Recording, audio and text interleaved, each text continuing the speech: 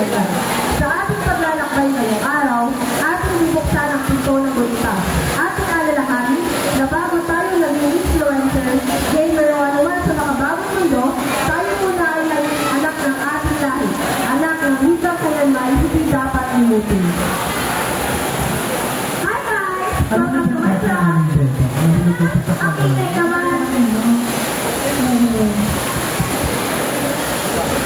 Wait guys! Follow niyo ako ha! May bago akong vlog! Ako saan na naman? Pwede Filipino words na never use. Ang sarap ko, gumagamit ko pa naman sa naihaga. Ito naman. Alam ko naman guys, naman ang gusto ng kanyang salita ngayon. Akin naman yung foundation na kanyang ng beauty ko. Actually, ang kailangan ng Tagalog, nakaka-sketch this way. Yan na nga eh, kaya naisipan kong bigyang halaga ang mga salitang hindi na natin napapansin ngayon. Hindi naman sila naos, minsan hindi lang napapansin. Kasi sa panahon ngayon, mas marami nang gumagamit ng English or sabi. Uy, may tao talaga! Sa mga baka Shopee, dinibili ko na yan. Hello mga sis! Okay lang? Hello, kumusta ka na? Hello sis! Oh, ang tagal mo ah! Nagpa-vlog ka na ba? Oo girl! May bago akong content about Filipino words na hindi na masyadong nagagamit ngayon. Ay wow! Naku yan! Saan ba katagulat ka? Kasi feeling ko, ganun na lang pa yung iba sa mga probinsya. Kaya nga eh, parang ganun sa tayo dito. Ang natural, di ba di pakinggan? Eh kasi sanay lang din. Pero may space struggle ha. Kasi minsan kailangan ng lista. Para smart ka diba? Tumpak ka dyan, minsan piling kapag Tagalog daw gamit mo ang babaw ba? Or even verse, dialogue. Pero guys, ito, sinakasawi ka na tutukan ng talino. Yung iba nga dyan, English ng English. Pero ano, English ka pero lang. kasi ano sinasabi. Kasi ako dyan, minsan. Oo, mga luluma niya naman nila.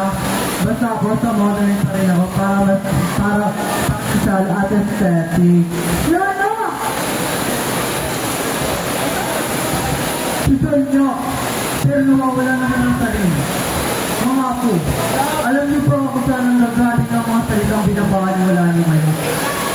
Alam naman si Lola at Lola, magiging nakata na naman nila.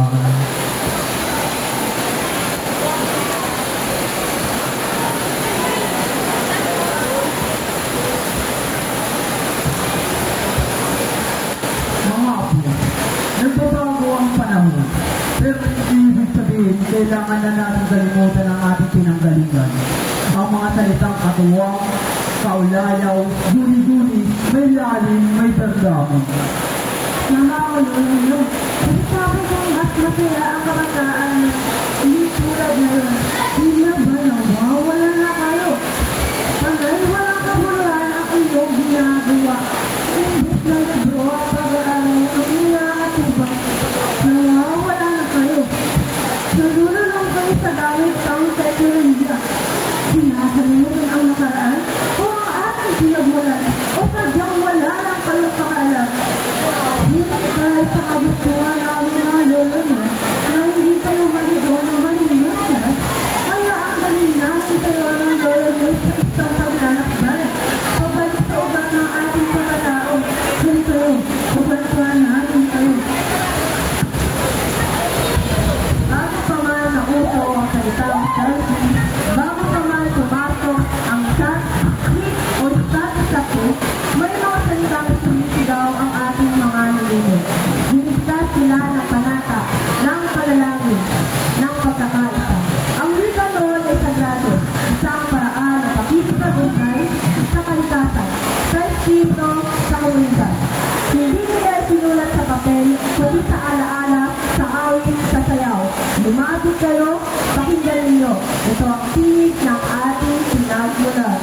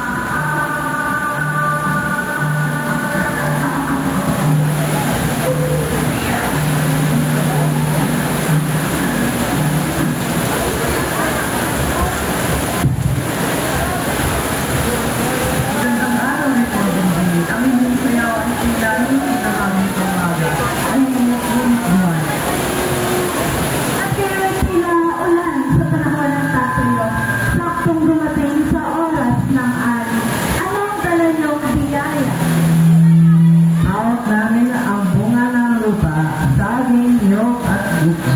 Higit pa sa lahat, dahil namin ang galak. Tuloy kayo sa aming musik.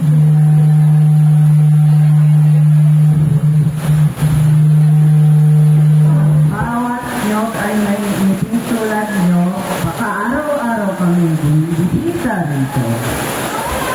Kung bawat palauwi ay may dalang anin, baka hindi na rin kayo makauwi.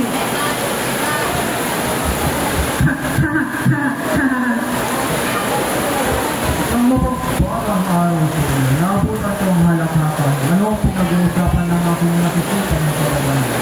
Pagpalang araw, mahal na dati, kami naman po ay nagbibiruan. Napakagandang pagmasdan ng inyong tunay ng matagana ang ating pamilya.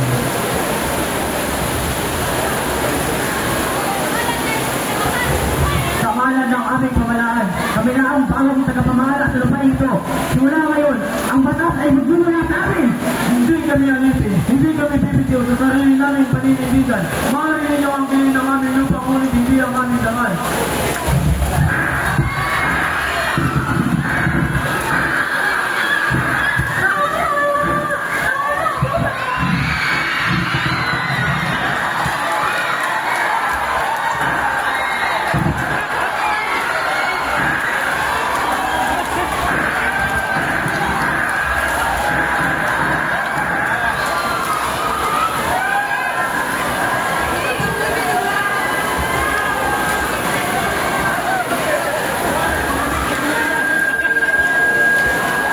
Ngunit gaya ng hangin, dumating ang pagbabago. May mga taong dumaragong may lipang banyaga sa ating kanina. Sa isang iglap, ang ama ay naging padre. Ang tahanan ay naging bahay na bato, ang kalayaan ay tinawag na heresy.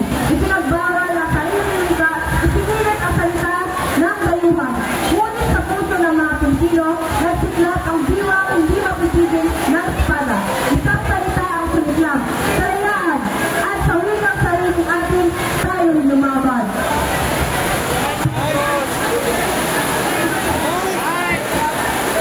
Mike, Mike,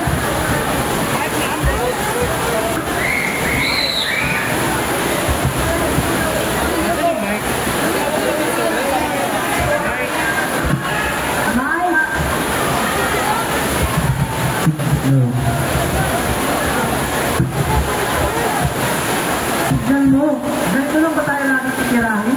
Walang laban? Hindi tayo kung tayo na namuwi ng kanilang kasimahingan. sa pilit na iyon, ipinanganak ang revolusyon walang kita. Ngunit may diwang mas magaling kaysa espada. Ito ang isang propaganda. Sinisang mulat, may layunin at may pagkiniwalang ang Pilipinas ay hindi kaninuman.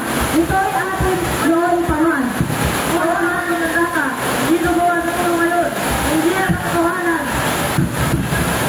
Ngunit bago pa man isinilang ang pilisang makabayan sa pinta, may tatlong kaluluwang inaalay sa altar ng katarungan. Gomez, Gonzalez, Zamora. Tatlong paring Pilipino na nagsulot ng pantay na karapatan ng kapwa ilang paray sa ilalim ng kalayan na simbahan.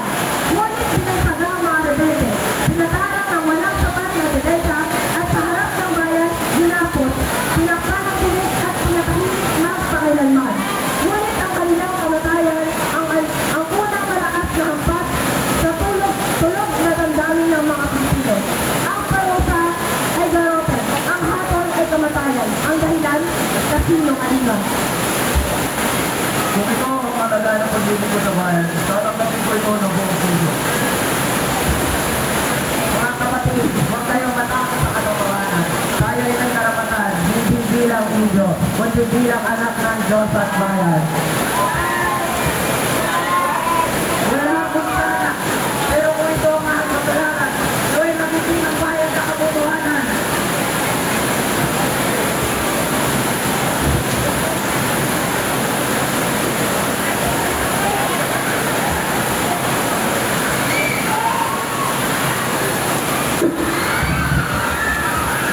Mula sa kamatayan ni Nagong Borja, nagsimulang umalap ang diwang hindi